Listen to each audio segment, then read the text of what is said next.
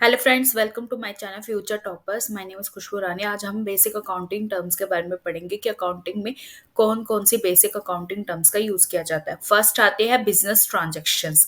कि अकाउंटेंसी क्या है, एक ऐसी बिजनेस ट्रांजैक्शन होती है जिसमें हम फाइनेंशियल इवेंट्स को इन्वॉल्व करते हैं। जिसमें हम क्या होते हैं, अकाउंटेंसी क्या है, एक ऐसा बिजनेस ट्रांजैक्शन होता है जिसमें हम फाइनेंस से रिलेटेड जो भी हमारे रिसोर्सेज होते हैं, गुड्स होते हैं, जो सर्विसेज होती है, उनको हम एक्सचेंज करते हैं किसके बीच में, बिटवीन द टू पार्टीज के बीच में।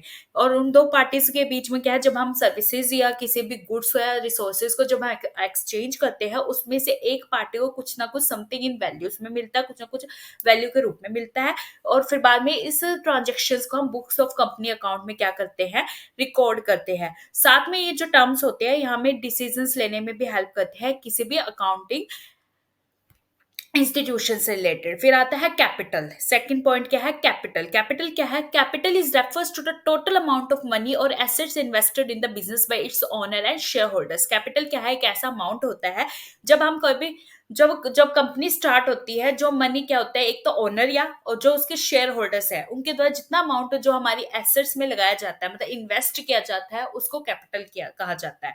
कैपिटल क्या होता है, वो कैपिटल जो होती है या तो कैश के फॉर्म में भी हो सकती है या एसेट्स के रूप में भी कंट्रीब्यूट की जा सकती है। कैपिटल क्या है, कैश के रूप में भी हो सकती है या किसी एसेट्स के रूप में भी हो सकती है। फॉर एग्जांपल जैसे furniture, machine, this is the assets and these are also the work in the capital form.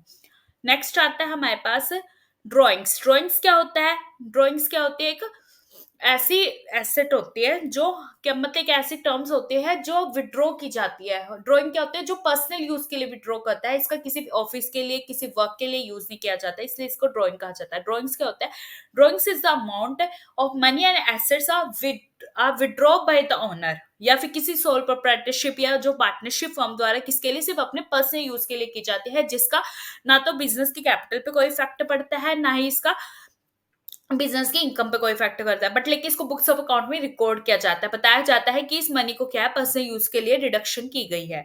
Next आता है लायबिलिटीज। क्या होता है लायबिलिटीज की, लायबिलिटी क्या होता है, liabilities are obligation that a business owes to other party. Liability क्या है, एक ऐसी ऑब्लिगेशन होती है, मतलब कि ऐसे ऐसा अमाउंट होता है जो ओनर को ना पे करना पड़ता है दूसरे पर्सन को, जो उसने ओवे की है।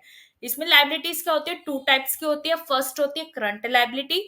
करंट लायबिलिटीज क्या होती है, current liabilities are those liabilities are expected to be paid in with in the 1 year. की करंट लायबिलिटीज क्या होती है, एक ऐसी लायबिलिटीज होती है जो एक्सपेक्टेड की जाती है कि 1 ईयर के अंदर अंदर ये जो लायबिलिटीज होती है ये पे की जाएगी, जो उसका ऑपरेटिंग साइकिल है, बिजनेस के ऑपरेटिंग साइकिल के अकॉर्डिंग। मतलब जो ये लायबिलिटीज होती है इनको पे करना बहुत ज्यादा जरूरी होता है। और इनको इनमें किस किस को इंक्लूड किया जाता है, जैसे पेबल्स हो गए, हमारे नोट्स पेबल्स हो गए, वेजेस आते हैं, टैक्सेस आते हैं, शॉर्ट टर्म जो ऑब्लिगेशंस होते हैं, मतलब जो शॉर्ट टर्म्स के लिए होते हैं, वो सबको करंट लायबिलिटीज में ऐड किया जाता है। जो करंट लायबिलिटीज होती है वो मतलब अर्जुअसली मतलब नियरली किसके द्वारा सेटल की जाती है, जो कंपनी की करंट एसेट्स होती है या कंपनी का कोई कैश या जो इन्वेंट्री उसकी फॉर्म में। कैश तो हम मैंने बताया, इन्वेंट्री को स्टॉक भी कहा जाता है। नेक्स्ट आता है non current liabilities. Non current liabilities कौन सी होती है, जो मतलब जो ड्यू पेमेंट होती है, जिसको मतलब जिसको क्या आता है, not due for payment with in a 1 year. मतलब क्या है, एक ऐसी पेमेंट होती है जिसका कोई पेमेंट पीरियड नहीं होता कि उसको 1 ईयर में ही पे करना है, ना ही वो बिजनेस के ऑपरेटिंग साइकिल पर डिपेंड करती है। इसको जितना मर्जी चाहे, मतलब जितना मर्जी लंबे समय तक रख सकते हैं, जब चाहे तब पे कर सकते हैं, चाहे वो 1 ईयर हो, 2 ईयर, 3 ईयर्स, मतलब इसका जो पीरियड होता है वो लॉन्ग होता है। इसमें कौन कौन से नॉन करंट लाइबिलिटीज में कौन कौन सी लाइबिलिटीज इंक्लूड की जाती है, फर्स्ट है लॉन्ग टर्म डेप्ट्स, ठीक है, bonds payables, long term long term notes, mortgage. और जो नॉन करंट लाइबिलिटीज होते हैं उसको सेटल करने के लिए जो है नॉन करंट एसेट्स का यूज किया जाता है, जिसमें हमारी प्रॉपर्टीज आती है, प्लांट्स हो गए, इक्विपमेंट्स हो गए, इनका यूज करके। देन आता है हमारे पास एसेट्स। एसेट्स क्या होते हैं, assets are resources that a business owns a control. Assets क्या है, एक ऐसा रिसोर्स होता है जिसके हेल्प से जो ओनर होता है ना, वो अपने बिजनेस पर क्या करता है, कंट्रोल करता है और उसको जनरेट करता है, किस लिए, ताकि हम रेवेन्यू को जनरेट कर सके अपने फ्यूचर के बेनिफिट्स के लिए। जो एसेट्स होते हैं वो उसको बैलेंस शीट में रिकॉर्ड किया जाता है, और ये भी क्या है, टू टाइप्स की होती है, एक तो होता है करंट एसेट्स और एक तो है non current assets. Current assets कौन सी होती है? करंट एसेट्स वो एसेट्स होती है जिनको कन्वर्टेड किया जा सकता है कैश में और यूज किया जा सकता है with in the 1 year for the operating cycle of the business. मतलब कि करंट एसेट्स वो होती है जिनको हम कैश की फॉर्म में कन्वर्ट कर सकते हैं, साथ में उसका विद इन द वन मतलब एक टाइम पीरियड के अकॉर्डिंग क्या है यूज कर सकते हैं बिजनेस के ऑपरेटिंग साइकिल में। ठीक है, इसमें क्या क्या आता है? हमारा कैश आता है, कैश इक्विपमेंट्स आता है, अकाउंट्स रिसीवेबल्स आते हैं, बिल्स रिसीवेबल्स आते हैं, इन्वेंट्री आती है, प्रीपेड एक्सपेंसेस, ये सब हमारे करंट एसेट्स होते हैं। देन आता है, और ये जो होते हैं शॉर्ट पीरियड के लिए यूज किए जाते हैं। नॉन करंट एसेट्स कौन से होते हैं? वो करंट एसेट्स होते हैं, नॉन करंट एसेट्स वो एसेट्स होते हैं जिनको कैश की फॉर्म में कन्वर्ट नहीं किया जा सकता और इनका कोई टाइम पीरियड लिमिटेड नहीं होता कि हमने इतने ही टाइम पीरियड में इन कैश ये जो नॉन करंट एसेट्स होते हैं इनको यूज करना है।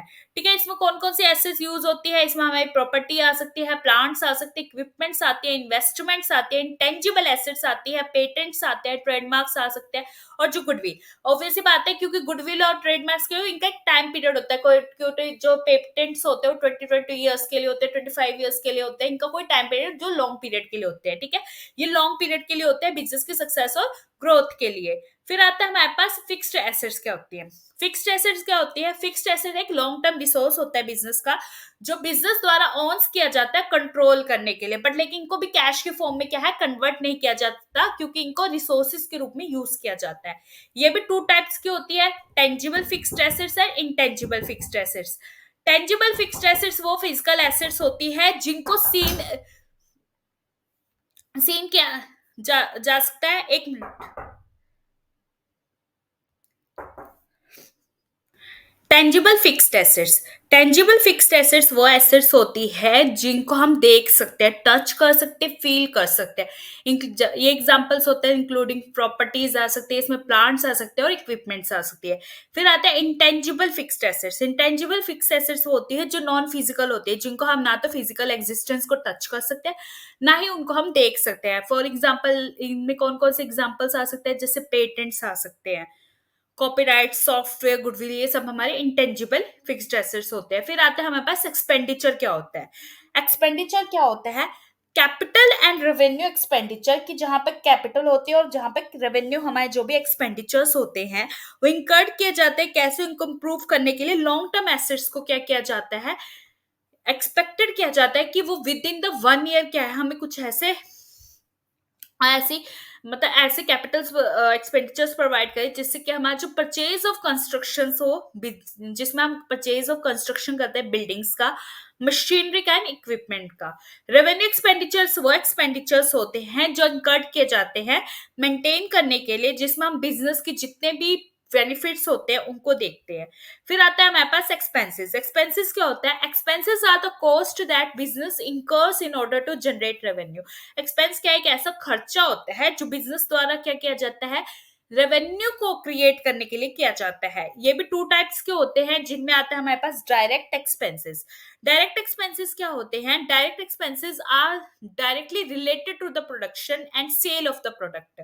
कि जो डायरेक्ट एक्सपेंसेस होते हैं वो एक्सपेंसेस होते हैं जिनका डायरेक्टली जो रिलेशनशिप होता है वो हमारे प्रोडक्शन से होता है, सेल ऑफ प्रोडक्ट, जो प्रोडक्ट्स है उनकी सेल के साथ होता है और जो सर्विसेज है उनके साथ होता है। ठीक है, फिर आता है इनडायरेक्ट एक्सपेंसेस। इनडायरेक्ट एक्सपेंसेस वो होती है जिनका ना कोई डायरेक्टली रिलेशनशिप नहीं होता, ना ही हमारे प्रोडक्शन के साथ, ना ही हमारे सेल्स ऑफ प्रोडक्ट्स के साथ, ना ही सर्विसेज के साथ। और इनके एग्जांपल क्या क्या हो सकते हैं? रेंट आ सकता है, रेंट, यूटिलिटीज आ सकती है, सैलरीज एंड एडवर्टाइजिंग, इन सब को हम इनडायरेक्ट एक्सपेंसेस में इंक्लूड करते हैं। फिर आता है हमारे पास इनकम। की इनकम क्या होता है?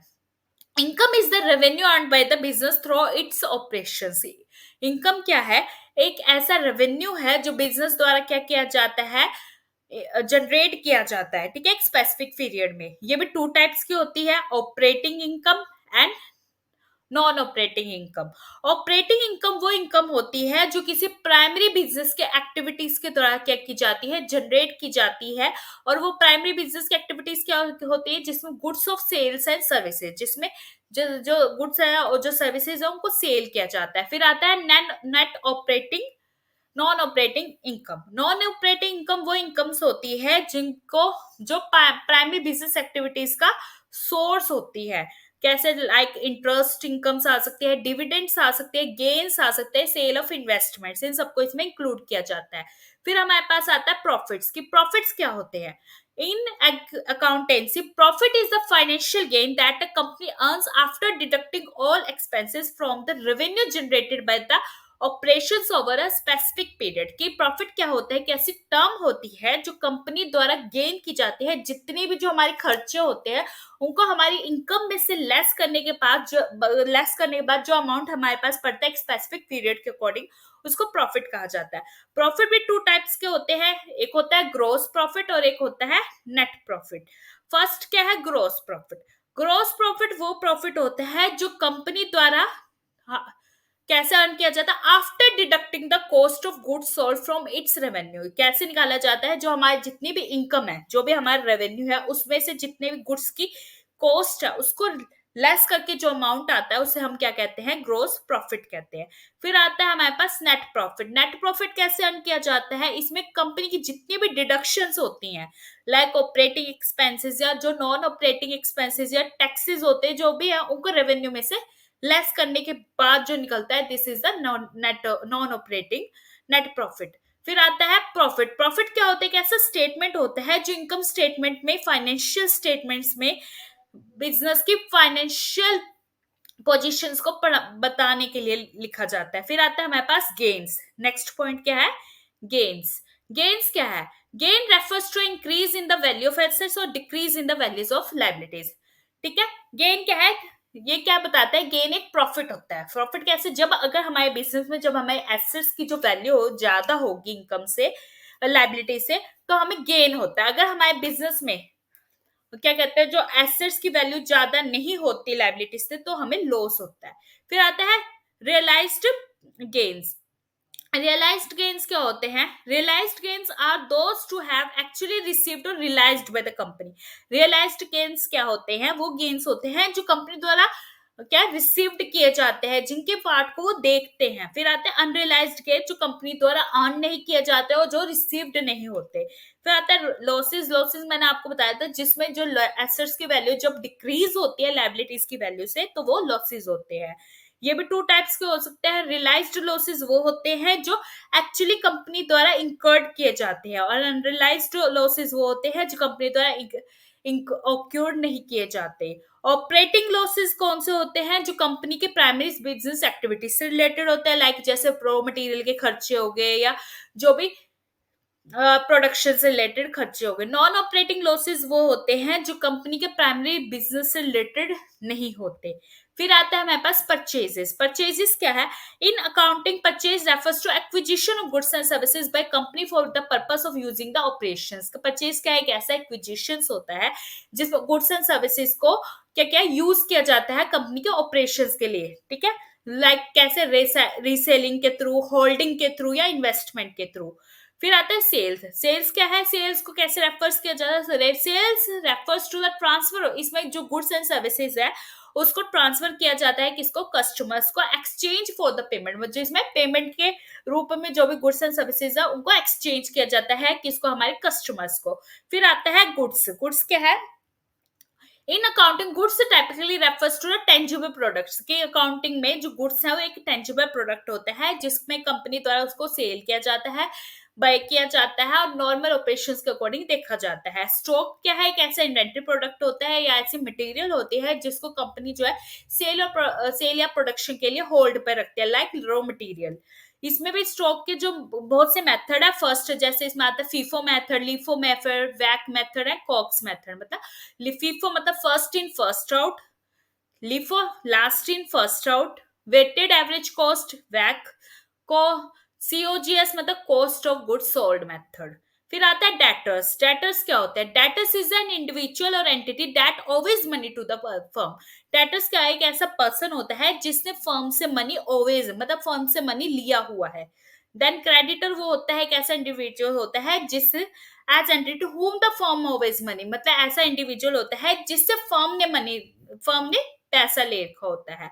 वाउचर्स क्या होते हैं, एक ऐसा डॉक्यूमेंट होता है जो एविडेंस के रूप में या किसी भी अकोमोडेशन के रूप में फाइनेंशियल ट्रांजेक्शन में एक डॉक्यूमेंट के रूप में वर्क करता है। ठीक है, वाउचर्स में क्या क्या आ सकता है? वाउचर में डेट होती है, अमाउंट होता है, डिस्क्रिप्शन होता है, अमाउंट के कोड्स होते हैं कि क्या कोड है, क्या उसका रिकॉर्ड है, और अप्रूवल देखा जाता है। फिर आता है हमारे पास डिस्काउंट। डिस्काउंट क्या है? डिस्काउंट क्या है? एक ऐसा ऐसे टर्म्स होते हैं। डिस्काउंट क्या होता है? जिसमें डिडक्शन होता है, एक डिडक्शन होता है ये, जिसमें थोड़ा सा अमाउंट जो होता है रिड्यूस कर दिया जाता है price of goods and services के लिए। किसको? गुड्स और सर्विसेज ऑफर कर दिया जाता है कस्टमर्स को। लाइक जैसे एक प्रोडक्ट है, उसकी वैल्यू 300 है, तो उसमें उसने उसको 10% डिस्काउंट दे दिया, 30 लैक्स करके 270 का उसको वो प्रोडक्ट पड़ गया। This is the discount. Discount भी काफी टाइप्स के हो सकते हैं। First step, a trade discount. Trade discount क्या होता है? Trade discount is a reduction in the list price of goods and services. Obviously बात ट्रेड के नाम से पता चल रहा है कि जो गुड्स एंड सर्विसेज के ट्रेड पर लगाया जाता है और कस्टमर को वैल्यू के रूप में ऑफर किया जाता है। फिर आता है कैश डिस्काउंट। वो होता है जो कैश के ऊपर, जिसमें गुड्स एंड सर्विस का जो प्राइस होता है वो कस्टमर को तब पे किया जाता है जब वो एक स्पेसिफिक पीरियड पर दिखाया जाता है कि एक स्पेसिफिक पीरियड के टाइम पे वो वर्क कर रहा है। This is the complete of the basic accounting terms. Next हम पढ़ेंगे अकाउंटेंसी और अकाउंटिंग में डिफरेंस। नेक्स्ट हमने पढ़ना है अकाउंटेंसी और एंड अकाउंटिंग में डिफरेंस।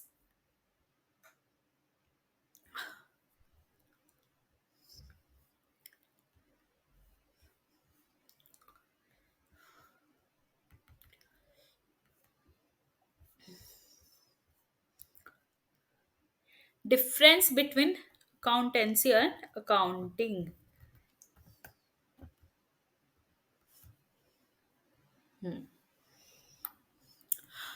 फर्स्ट क्या है? Meaning of accounting. Accounting is the process that involves, क्या अकाउंटिंग क्या है? कैसा प्रोसेस है जिसमें हम रिकॉर्डिंग देखते हैं, क्लासिफिकेशंस देखते हैं, समराइजिंग देखते हैं, प्रेजेंटिंग और इंटरप्रेटिंग करते हैं।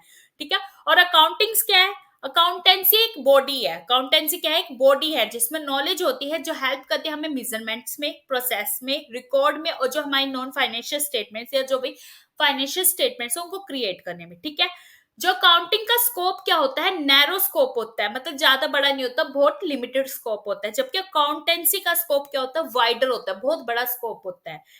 जो अकाउंटिंग होती है वो बुक कीपिंग पर डिपेंड करती है। ठीक है। अकाउंटिंग क्या होती है? हमारी बुक कीपिंग पर डिपेंड करती है, जबकि अकाउंटेंसी हमारी अकाउंटिंग और बुक कीपिंग दोनों पर डिपेंड करती है। इसमें दोनों के प्रोसेस का यूज किया जाता है। अकाउंटिंग का नेचर जो होता है वर्क परफॉर्म्ड होता है, मतलब इसमें वर्क को परफॉर्म करना जरूरी होता है। जबकि अकाउंटेंसी में सिर्फ प्रोफेशन को देखा जाता है कि वो प्रोफेशनल है या नहीं है इस वर्क में। जो अकाउंटिंग में है इसमें सिर्फ प्रैक्टिकल वर्क को देखा जाता है। इसमें जो भी काम होता है सिर्फ प्रैक्टिकली होता है, मतलब थ्योरीज बेस्ड नहीं होता, सिर्फ प्रैक्टिकल एंट्रीज के थ्रू होता है। जबकि अकाउंटेंसी में जो भी वर्क होता है वो प्रैक्टिकल भी होता है और थियोरेटिकल भी होता है। अकाउंटिंग में जो कंसेप्ट होता है वो टोटली बेस्ड ऑन नॉलेज पर डिपेंड करता है। ठीक है। अकाउंटेंसी की नॉलेज पर होता है। ठीक है। अकाउंटिंग में जितने भी कंसेप्ट होते हैं वो टोटली क्या होते हैं? बेस्ड होते हैं। और इनमें जो भी नॉलेज यूज की जाती है वो अकाउंटेंसी की होती है। जबकि अकाउंटेंसी में जो भी नॉलेज होती है वो अकाउंटिंग को कंसीडर करके की जाती है। किसको कंसीडर करके की जाती है? अकाउंटिंग को कंसीडर करके की जाती है। अकाउंटेंसी का जो फोकस होता है, मतलब अकाउंटिंग का जो मेन फोकस किस पे होता है? रिकॉर्डिंग करने पे, डेली टाइप की जितनी भी ट्रांजेक्शन्स होती है उनको रिकॉर्ड करने में और उस पर रिपोर्ट बनाने पे। जबकि अकाउंटेंसी का मेन फोकस होता है उसके प्रिंसिपल्स पर। Accounting is use to, accounting का यूज क्यों किया जाता है? Accounting is use to understand the net income and financial position. मतलब कि जो अकाउंटिंग का जो यूज होता है वो किस लिए किया जाता है? कि हमारे जो बिजनेस में कितनी नेट प्रॉफिट हो रहा है, कितना नेट इनकम आ रहा है, कितना हमारे बिजनेस की फाइनेंशियल पोजीशन कैसी है, और कैसे हमारी जो कंसर्न पार्टी है वो हमारे बिजनेस को लेकर बहुत ज्यादा कंसर्नेबल है। और जो अकाउंटेंसी होती है वो डिसीजन को इन्वॉल्व करती है, फंक्शंस को इन्वॉल्व करती है और नॉलेज को इन्वॉल्व करती है। जो अकाउंटिंग है वो फाइनेंशियल स्टेटमेंट का मेजर टूल है, जबकि जो अकाउंटेंसी है इसमें टेक्निक्स एंड प्रिंसिपल्स को इग्निफिकेंट किया जाता है। ठीक है। Thank you very much guys, आज के लिए इतना ही। प्लीज मेरे चैनल को लाइक, सब्सक्राइब एंड शेयर करना ना भूले। अगर आपको कोई डाउट हो तो मुझे कमेंट सेक्शन में बताएं, मैं आपकी जरूर हेल्प करूंगी। Okay, thank you very much.